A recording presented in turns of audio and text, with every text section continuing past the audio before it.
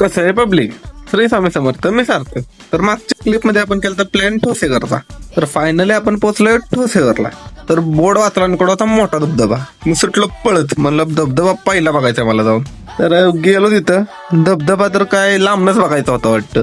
मला वाटलं धबधब्याच्या खालीच जायला भेटेल, पण नाही, लांबनच बघायचा असतो. मग काय आम्ही केलं फोटोशूट चालू. फोटो हे ते काढलं, म्हणलं चला हा कुठला पक्षी आहे बघावं.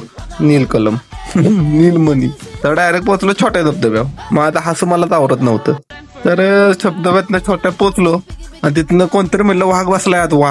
वाघ बघायला गेलो मी. तर एवढी अशी गुफा होती पुढं. तर का गाय विषय म्हणलं असेल वाघ, खरंच असेल. तर बसलेला वाघ एका कोपऱ्यात बघा. तर ही गुफा यासाठी आहे की मागून आपण धबधबा बघू शकतो. तर म्हणलं चला आता इथं काय बघण्यासारखं नाही एवढं. पाणी पाणी पाणी एवढंच होतं बघायला. मॅगीचं नियोजन आहे आता. मॅगी घेतली करायला, शिजली आणि घेतली खायला. खाऊन झाली. आता राहिलेलं मॅगी तर काय फेकून देऊ शकत नाही. तर मग माझ्या हातानं दिसली माकडं.